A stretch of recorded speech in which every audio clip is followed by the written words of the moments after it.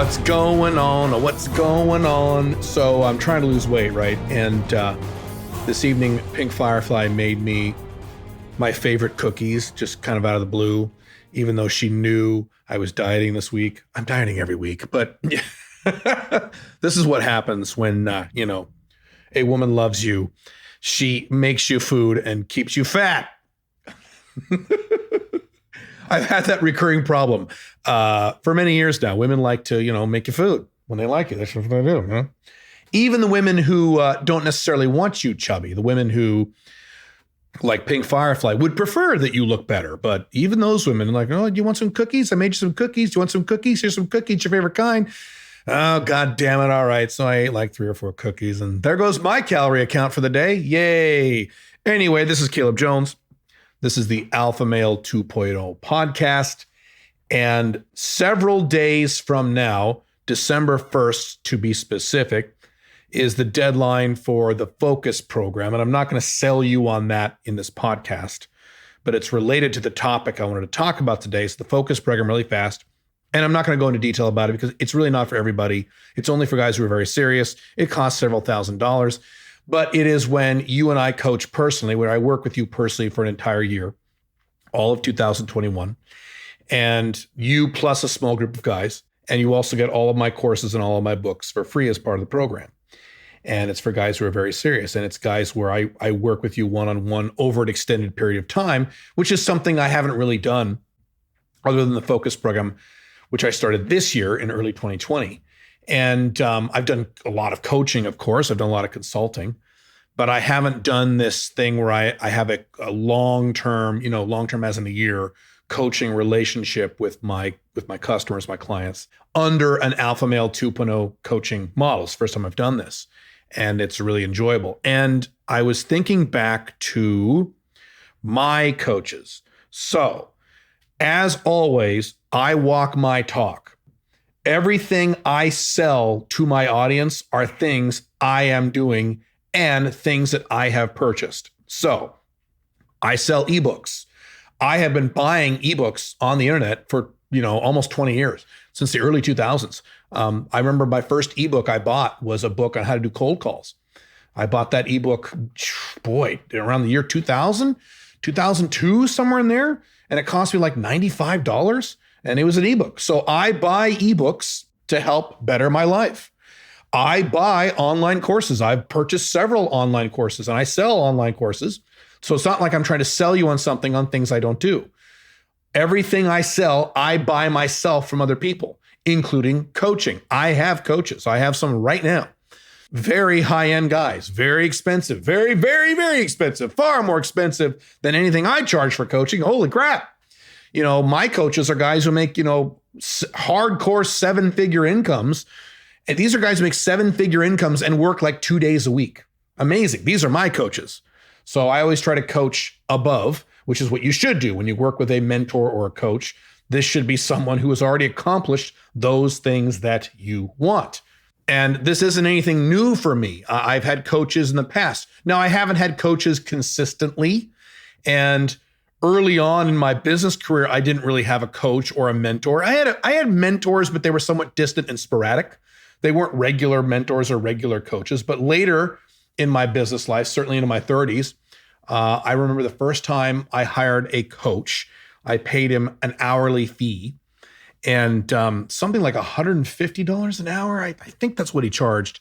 And this was back in like the late 90s. That was a lot of money for me. I was really scared to pay this guy money. But this was a very successful guy. He had started a bookkeeping accounting company and multi-millionaire, older guy, had a lot of respect for him.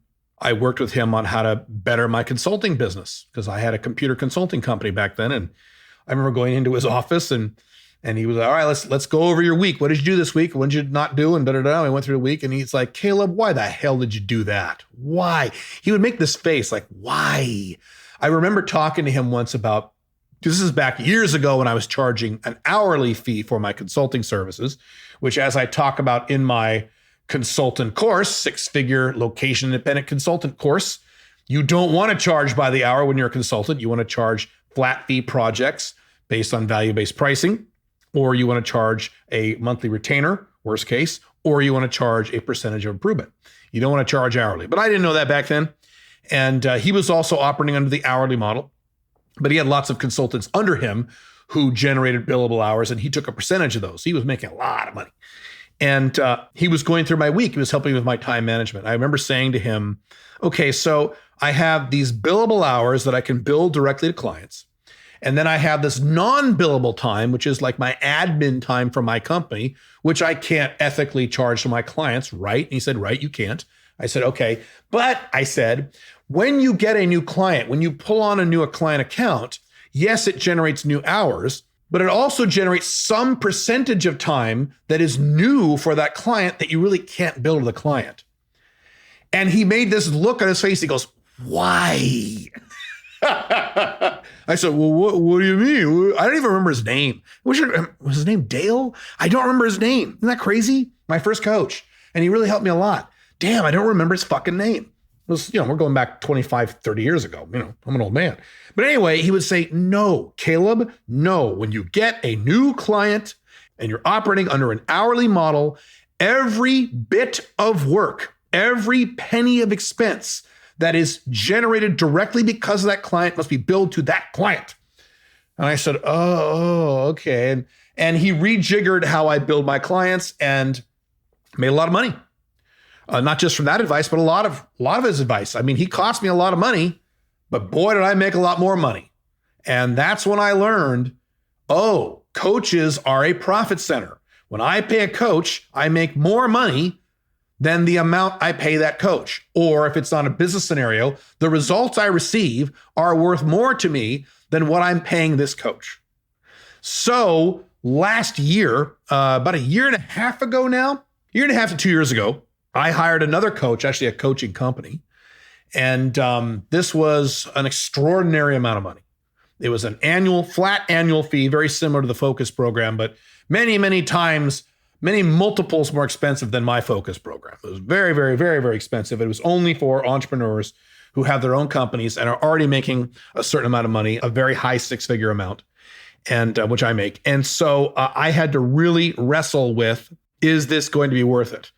Can I make back 2x, 3x, 5x, 6x the amount of money I'm going to spend on this? And if I can, how long will it take? And I bit the bullet and I did it. And I ponied up the money and it was tax deductible. That's the good news, just like the Focus program is. When you pay a business coach or a career coach, a coach that helps you in any aspect of business, that is a tax deductible expense. So it actually costs less than you think because it's tax deductible. If you were to hire like a fitness coach, that is not tax deductible. But if you hire a business coach, yeah, that's tax deductible. So it's tax deductible. So my business was able to pay for it. I'm writing off my taxes. That's good. And I took it on faith. And I made a commitment to myself when I started with these coaches about 2 years ago that I'm going to do whatever they tell me. I'm just going to take it on faith. And these people were people I selected specifically because not only because of their income, but also because of their lifestyle. I know a lot of men. I personally work with a lot of men. I've mentioned them before, who make very, very, very high incomes. Some of them make much more than I make. And I do pretty well. Guys who make multi-millions of dollars a year, but they do not have the lifestyles I want. They are traditionally monogamously married. They work 50, 60, 70 hours a week in some cases. They're location dependent. They're stuck in their cities or countries pretty much for the rest of their lives. They want to keep making that money. So I might take some generic business advice from a guy like that, but overall structured advice in terms of how he structures his business, how he structures his life. I'm not going to listen to that guy. That guy's not Alpha Male 2.0. So the guys that I'm talking to are guys who, as I said, make a lot of money, but don't work very hard at all. They take most of the week off. And I certainly don't do that. I work 6 days a week, but I used to work 7 days a week. And one of the reasons I now work 6 days a week is because of these guys. So I was able to reduce my work hours and increase my income. So far it's worked. It's been a while, but it's worked, even though it was a lot of money. And I would not have been able to make that leap of faith if I hadn't had the prior experiences with a few other coaches I had paid and worked with in the past. Just about every coach that I have worked with and paid, I got real benefit from. There's one exception. Many, many years ago, I would say about 20 years ago, I worked with a woman coach, business coach, and She really didn't help me very much. Very nice person, very nice lady. Saw her a few times. She would coach out of her home. And I saw her maybe 4 times. I realized, okay, this isn't working. And I just kind of ended the relationship. She helped me a little bit, but I didn't make, more money because of what she said, but it was only 4 sessions. And I'm pretty sure, yes, I was paying her hourly as well. But with that one exception, every other coach that I have paid money to, and there have been some coaches and coaching companies I have paid an extreme amount of money to, I have made money on. And that includes, by the way, one of my all-time mentors, a real mentor, Brian Tracy, for those of you who know who he is. So for several years in my late 20s and early 30s, I joined a program he had, a coaching program he had with several $1,000s a year. And I had to fly out to, the San Diego area several times a year to meet up with him. And very scary, very intimidating, because this was a guy who I read his books and I listened to his tapes. We had audio tapes back then in the 90s. And I looked up to this man, and to meet him was a fulfillment of a big dream I had for a long time. And he coached me on a lot of things. And boy, did he set me straight on a lot of stuff I was doing wrong. And he's one of the reasons why I was able to make the transformation I talk about in The Unchained Man, where I laid off all my employees. I shut down my office. I moved my office into my home, and I cut my work. I don't remember the percentages now. They're in the book. I cut my work hours almost in half, and then pretty much almost doubled my income. Half the amount of hours per week and doubled my income at the same time. He was instrumental in that. I would not have been able to do that had I not hired him as a coach and spent that money. This is why I am able to talk about my coaching services to my audience with the level of confidence that I do, because I know for a fact that I can help people I coach. And the reason I know that for a fact is, A, I've coached a lot of people who have done what I said and improved their lives. And of course, there's some people I've coached who didn't do what I said and they didn't improve their lives, but that's their problem. And I have used coaches, and to this day, I still use coaches to benefit me, and they have benefited me, even when they cost me a lot of money. But it doesn't matter if they cost you a lot of money in terms of business, because you're going to make far more money on what they're telling you if you do what they say, which circles all the way back to why I said when I started with these new coaches about 2 years ago, I'm going to do whatever they tell me, because I know from personal experience what happens when you coach with someone. This happens to me when I coach with people sometimes. You coach with someone and they go, oh yeah, this is great. Oh man, this is great stuff. I'm going to do this. And then they don't do it. And they don't get the benefits from what I told them because they didn't do it. So they paid me a bunch of money for no reason. So obviously, if you work with a coach who costs you money, you need to do what he fucking says, or else you might as well not have hired him. So whenever I hire a coach, and I'm really good about this, I'm almost beta about this, borderline beta, because beta's not the word. I'm very compliant. When I go into a new coaching scenario, when I have hired a coach, I just put it on faith and I say, you know what? I paid this money to make these improvements in my life. So I'm going to do whatever this coach tells me, even if I think it's stupid, even if I think it's insane, even if I disagree with it philosophically. Now, to that point, you're going to have to, if you're my coach and I disagree with some of your advice, I am going to push back. I'm going to say, why the fuck do you want me to do that? That sounds insane. And you're going to have to show me with facts and logic, just like anything else, why that's a good idea.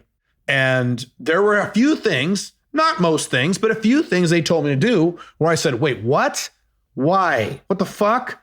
In other words, I was acting like the coach I hired 20 years ago. I'm like, why?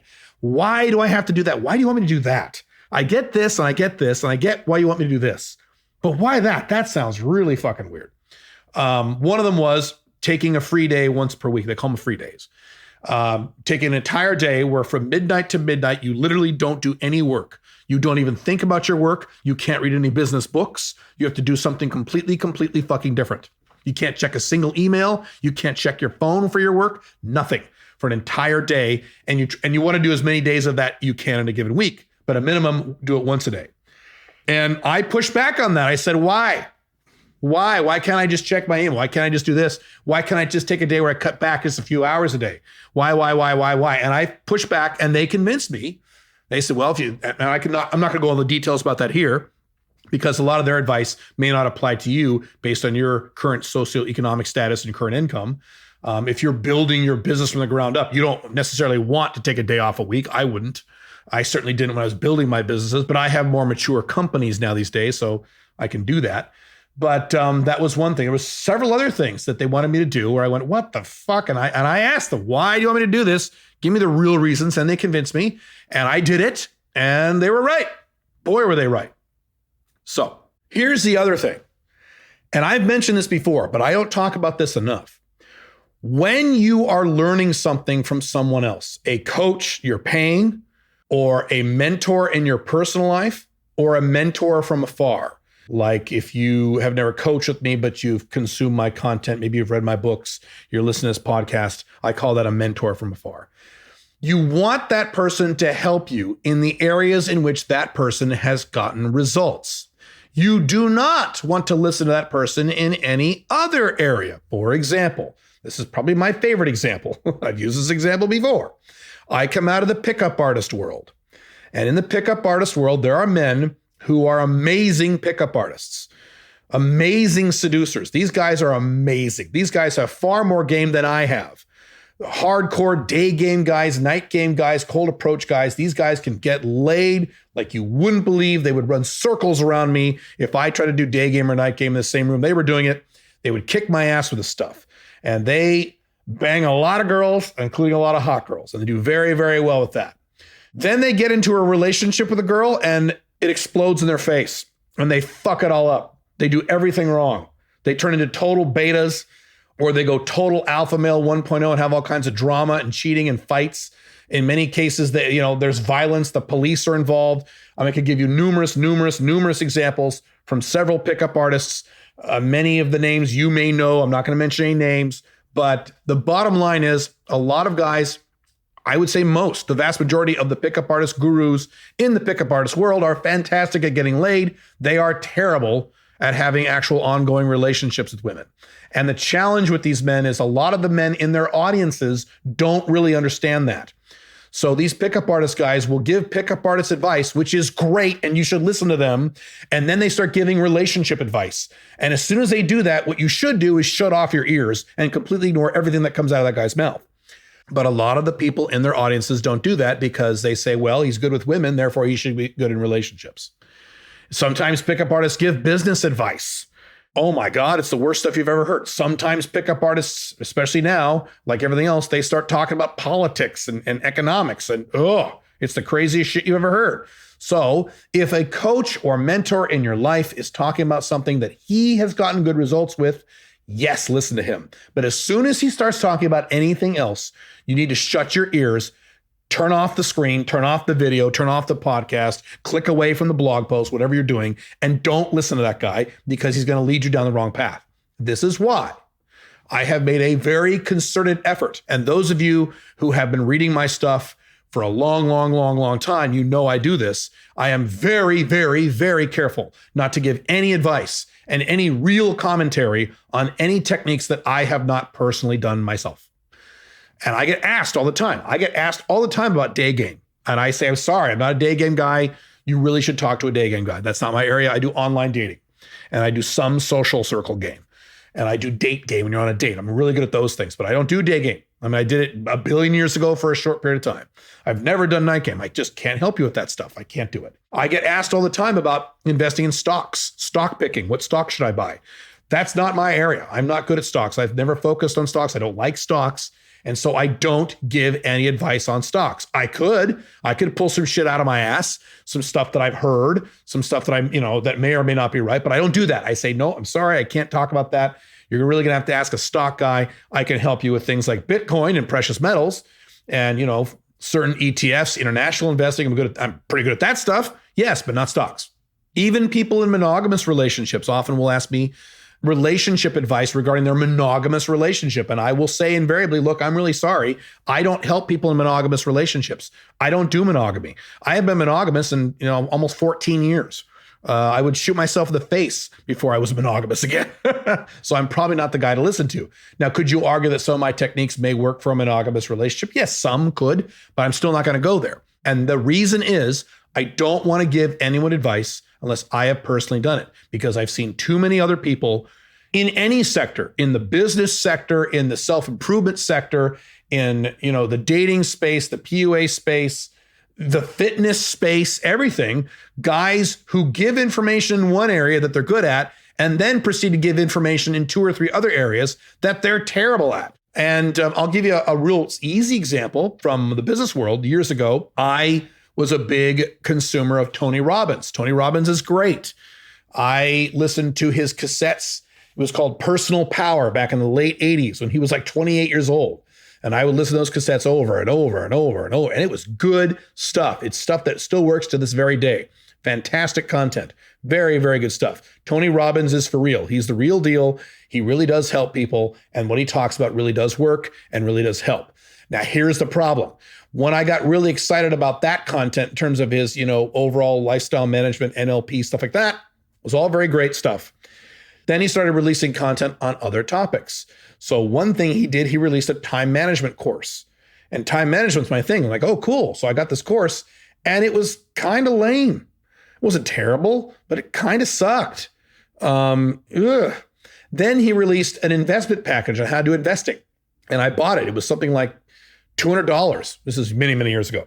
Kind of a lot of money for many, many years ago. It was an investment audio package.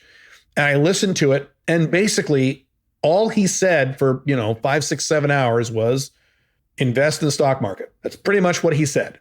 It was all a bunch of fluff. It was terrible. It was awful.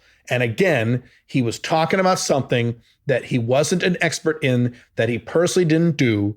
And he was selling this crap to his audience. And so unfortunately, oh, by the way, here's another one he did. And again, it's not a knock on Tony Robbins specifically. I don't really think he does these things anymore. This is 20 years ago now, but he had an entire thing on how to build a relationship that lasts a lifetime or something like that.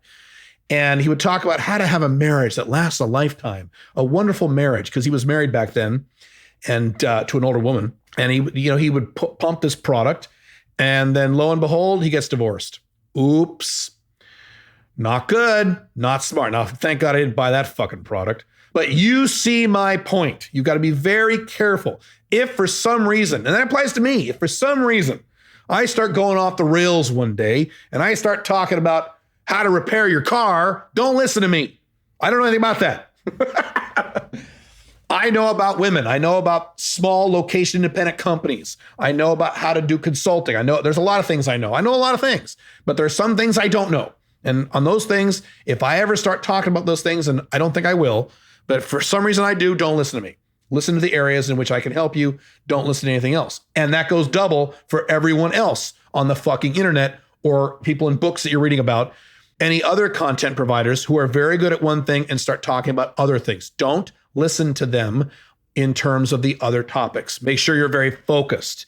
Some of my mentors, most of my mentors tend to be guys in their 70s, old guys. And most of these guys tend to be monogamously married. So do you think I'm going to start listening to their advice about how to have a great monogamous marriage? No, I'm not. I'm just not. I don't have a monogamous marriage. I will never have a monogamous marriage. I don't do monogamy. So even though I love these guys to death and they can help me out a lot in my business life, maybe my investment life, other areas of my life, and maybe my overall lifestyle design, I'm not going to listen to them in terms of their monogamous relationship management. Now, again, could there be some aspects of their marriage that works for them that could work for my non-monogamous marriage with Pink Firefly? Maybe, but I'm still not going to go there. I'm just going to be double safe on that stuff. But here's the bottom line of this entire podcast. Working with coaches, even if that coach is not me, and I'm not saying you have to hire me as a coach. You don't have to. I'm kind of expensive anyway. But working with coaches does work. Obviously, you can't just pick anyone off the street. But working with someone that you know for a fact has accomplished the things that you want, paying them money to have them personally help you accomplish those same things is a good idea. And that can be in any area. Matter of fact, as I record this podcast, I am looking seriously at, for the first time in my life, hiring a fitness coach. I'm dreading doing it because there's a number of reasons I don't want to do that, but I probably are going to have to do that to get the results I want. And fine. And I promise you, if and when I do that, I'm going to do whatever he tells me. Same deal. It's the same deal all over again. But if this has worked for me, working with coaches, it will work for you. in any area in which you need help. You can get coaches in any area. Now, I would not hire really quick. I would not hire a life coach. To me, that's airy-fairy woo-woo bullshit. That doesn't mean anything to me. A life coach, what the fuck does that mean? I would hire a coach for a specific area of your life where you want specific improvements. A dating coach, a business coach, a time management coach, a fitness coach, maybe even a relationship coach if you are living with someone, something like that. That is what you want to do, and they work. They will work. And sometimes you have to follow the rule of 3. Maybe you hire a coach for the first time and maybe he sucks. Like that woman I worked with years ago. Maybe she's not that great or he's not that great. Great. You fire him and then go get someone else and try that person. And maybe that'll be the person for you. And obviously you want to spend the amount of money that you can afford. If you make $25,000 a year, you're probably not going to whip out $10,000 to hire an expensive fancy coach. Probably not. So start at whatever level you can. There's a lot of inexpensive but good coaches on the internet. If you hunt hard enough, there are also coaches in your local city too. But that doesn't mean you have to hire a coach in a local city. You could certainly hire a coach online. Here's another example I was looking at a few weeks ago. I think I would like to hire, I've worked with voice coaches before, vocal coaches. And so I think I may do that again. I think I know who I'm going to hire, a voice coach to improve my voice a little bit. I got a pretty good voice, but I could improve it. And that'll be someone who doesn't live in my city, and that's fine. These people don't need to live where you live. My point is, don't fear hiring coaches. I do it. I've done it. I'm doing it right now. And I will probably do it for the rest of my life. And frankly, to be honest with you, I will probably increase the amount of coaches I'm going to work with. Matter of fact, not probably, I am. I've already written down some coaches that I'm going to hire. Matter of fact, some specific names. Coaches I'm going to hire in some specific international areas and business areas next year for 2021. So I'm definitely hiring more coaches. And if anything, I'm going to increase the number and amount of coaches that will be in my life because I know this works. Coaching is not some bullshit woo-woo thing. Unless you hire a fucking life coach. Don't do that. I think life coaches, frankly, are for women. I think that's more of a woman thing. That's just my opinion. But in terms of hiring a coach, hiring a specific coach to help you in a specific area does work. I encourage you to do it. If it's not me, that's fine. If it's someone else, that's fine. I don't care who. For those of you in my audience who hear the word coach and they roll their eyes, it's not true. Coaching works. It's helped me a lot throughout my life in many different areas, and it'll help you too. If you want to work with me, you can sign up for the Focus program. There are some income requirements for that. You need to make, around $75,000 a year, maybe a little less. You need to be serious about this. You've got a few more days to do that. That's at calebjones.com, and you click coaching at the top, and there you'll see the Focus program, which is this program I'm talking about. Or if you want something less expensive, less intense, the SMIC program is another coaching program I have. That's a lot less expensive. Anyone can go join that program if you like. We have lots of audio training there. We have Q&A sessions twice a month with me personally. A lot of stuff there. It's very fun, very enjoyable, something I really enjoy doing. It's something that a lot of guys get a lot of benefit from. And if you're interested in neither of those things, that's fine. Hire a coach in some other area that you want. Perfectly cool with me. I don't care. I'm Outcome Independent. I'm Alpha 2.0. I just want you to be a happier person and a more successful Alpha Male 2.0. So any coaches you can hire for that, please do it. Don't poo-poo this. Try it once. Try it out. And again, it doesn't have to be me. I'm not selling you on my stuff. You don't have to do me. You don't have to hire me. You could hire someone else. Perfectly fine. But try it once. Try it out. Give it a shot. Take it on faith like I had to and like I still do. Do what he says or she says and see if you get results. You probably will. I think you might be surprised. That's all I've got for the moment. I will see you very soon. I hope this has helped. See you in a bit. Bye.